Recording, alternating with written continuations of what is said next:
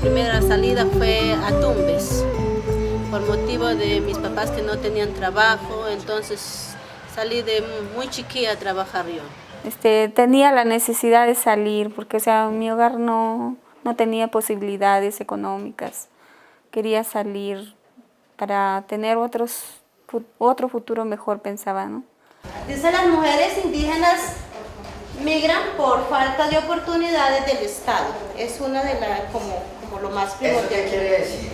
La falta de oportunidades del Estado, ¿qué quiere decir? Quiere decir que nosotras en las comunidades no tenemos oportunidades de proyectos productivos dirigidos a la mujer, donde la mujer pueda trabajar y de ahí tenga una forma de cómo sustentar en la familia y el hogar. Esas son faltas de oportunidades. También que las mirábamos que las mujeres no tenemos oportunidades de proyectos dirigidos a la mujer cabeza de familia, a la juventud, a la tercera edad y a los niños. Entonces, por eso decimos que nos falta de oportunidades del Estado. Bueno, de niña, desde que yo tenía 6 años, yo migré. Primero porque mi papá abuelito había fallecido porque yo vivía con él y ya no tenía con quién vivir. Y me llevaron a Arequipa. Me llevó una tía y ahí trabajé ¿Qué tipo de trabajo? En casa. En casa trabajé como empleada del hogar. Yo me fui a trabajar por allá porque éramos demasiado pobres y nosotros no teníamos, mire, francamente, en ese tiempo mi mamá los vestía era con alpargaticas de llantas. Entonces yo me fui para Manizales a trabajar, allá duré 10 años trabajando. ¿Cuántos años tenía? Cuando me fui para Manizales tenía 11 añitos. 11 años. ¿Y en qué se fue? Me fui con una vecina de mi vereda que trabajaba y vivía ahí en Manizales, era casada, ya ella falleció. Y ella me consiguió trabajo allá en una casa de familia. Muchas mujeres se van para allá a trabajar, por ejemplo, son madres solteras, que hay muchas, que sus hijos los dejan con sus madres, su madre y su padre. Ajá. Y ellas salen para allá a trabajar, que para estarles mandando a sus hijos para sacarlos adelante, para el estudio, la comida, el vestuario. Entonces, salen por allá a trabajar. Hay otros que entonces salen a estudiar, a capacitarse más para tener un mejor futuro. Bueno, yo vine en febrero recién, porque mis papás, o sea, somos 7 hermanos y mis otros hermanos están estudiando y mi papá ya no tenía para mí no, y me dijo que tenía que trabajar ya para estudiar por mi cuenta y... Otras por desplazamiento forzado. ¿Cuál es el desplazamiento forzado? Aquellas personas o aquellas que tenemos esa forma de que realmente no porque queramos desplazarnos de nuestro territorio, sino... Por estudios, porque quería seguir estudiando. En Chulucanas no había instituto, no había universidad, no había nada más que hacer. Terminaba secundaria y lo que te esperaba ahí era casarte, tener hijos, hacer las actividades económicas que son la agricultura, el negocio de la venta de licor y todas esas cosas, y no me gustaba para nada eso y yo quería algo más, por eso me salí. Tuve una migración, voluntaria, buscando oportunidades de empleo, oportunidades de estudio. Yo emigré de mi territorio Pijao hacia la ciudad de Bogotá, buscando nuevos horizontes en el sentido de educación, porque definitivamente si nos ponemos a analizar, en mi territorio es muy difícil el acceso a la educación profesional y en Bogotá se me facilitó mucho la educación para mi carrera profesional. Desde ese momento decidí tomar las riendas de llegar a la ciudad de Bogotá y demostrarme a mí misma que podía ser capaz de llegar allá. Hay también oportunidades donde de pronto hay mucha violencia intrafamiliar en los hogares y resulta que hay problemas internos entre el esposo y la esposa y a veces tiene que la mujer migrar porque pues dificultades de problemas en el hogar o a veces también las mujeres jóvenes que de pronto también los padres a veces son muy gratigos con las señoritas, con el joven, y pues tienen que ser ellos, le aguantan a los padres hasta que a veces levantan la maleta y se van a buscar oportunidad a otra parte también. Bueno, mi motivo de la migración fue por la falta de recursos económicos, y también por querer estudiar salí a otros sitios. Yo creo que no hay agencia de Naciones Unidas que no sea consciente de la gravedad de lo que implica el ser un migrante o una migrante. Y en este caso, hablando más concretamente de las mujeres, creo que ese es un tema en donde la discriminación, la explotación de todo tipo, la explotación en el trabajo, incluso la explotación sexual ha sido manifestada. Creo que, sobre todo para nosotras que somos la entidad de las Naciones Unidas que busca el empoderamiento de las mujeres y la igualdad de género, este siempre ha sido un tema de preocupación.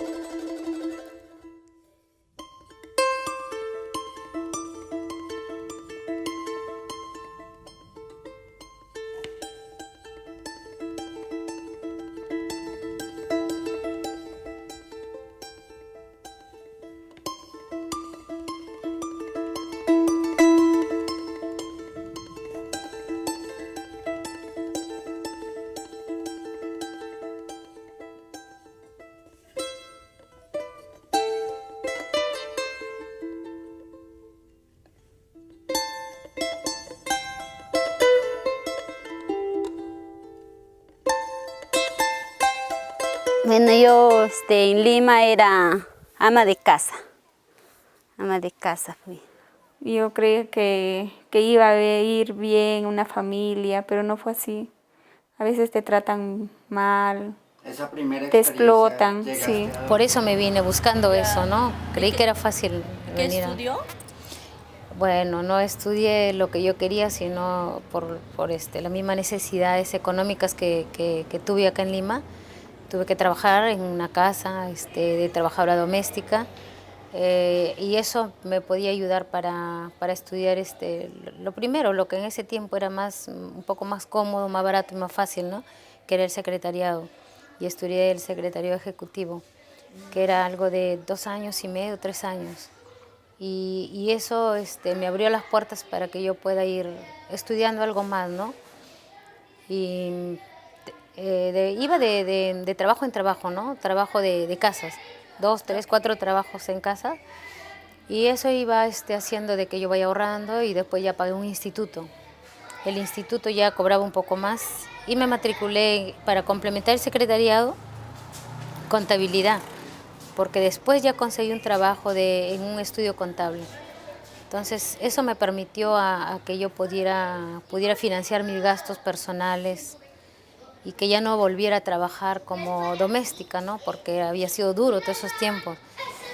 Me fui con una vecina de mi vereda que trabajaba y vivía ahí en Manizales, era casada, ya ella falleció, y ella me consiguió trabajo allá en una casa de familia. ¿Qué tenía que hacer allá?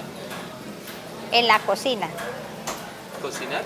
Cocinar. Con 11 años. Con 11 años, y duré 4 años ahí trabajando. Y le tocaba limpiar la cocina y qué más. Todo hacía? lo de la cocina, 8 niños. 8 niños. 8 niños, y el matrimonio 10, y la china que trabajaba adentro, 11, la mamá 12 y yo 13. Bueno, lo feo era que yo no sabía hablar el castellano y nadie me entendía, ni yo les entendía. Y de eso bastante he sufrido, ¿no? Y dentro de eso, bueno, yo estaba con mi tía casi medio año así. ¿En Arequipa? En Arequipa, de ahí me pusieron a trabajar para cuidar a unos abuelitos. Bueno, en eso yo todavía estaba bien, pero lo malo que pasó es que no tenía oportunidad para entrar al colegio, ¿no? ¿Por qué? Creo que he estado 1 año, 2 años con ellos. Tenías 6 años y cuidabas a unos abuelitos. Sí. ¿Qué tipo de trabajo era lo que hacías? Bueno, yo limpiaba el piso, limpiaba la cocina, lavaba sus platos y limpiaba la casa y después la abuelita cocinaba y yo estaba haciendo lo que me manda la abuelita. Extrañaba a mi mamá, en que parece duro, pero era la verdad. Cuando la empleadora me esquinaba, ¿no? Lo que tenía que comer o lo que no tenía que comer. Y en el momento que ella he sido adulta, no lo que he salido, pero igual a mí me afectaba por lo que me reclamaban, ¿no? Que no debo comer tal cosa. Y es una cosa tan sencilla. Comer. Que era para sancochar una papa. No, además es algo tan sencillo, era comer. Era comer y sancochar una papa me decía que soy una serrana, que no debo comer eso porque era caro acá. Yo le contesté a la señora, le digo, pero ¿cómo me va a decir que soy serrana? Pero si usted está comprando las papas que traen de los agricultores, yo soy agricultora. La verdad es que me empecé a decepcionar desde que entré a Chosica, más o menos por ahí, porque no me gustó, uno, la contaminación. Cuando empecé a venir miraba todas las casas, todo era una contaminación realmente que uno tal vez no está acostumbrado, porque o sea, tú ves ella, tú creces con ese ambiente, con ese aire que respiras, o sea, es único. Y venir acá, ese humo, esas cosas, la verdad es que no me gustó nada.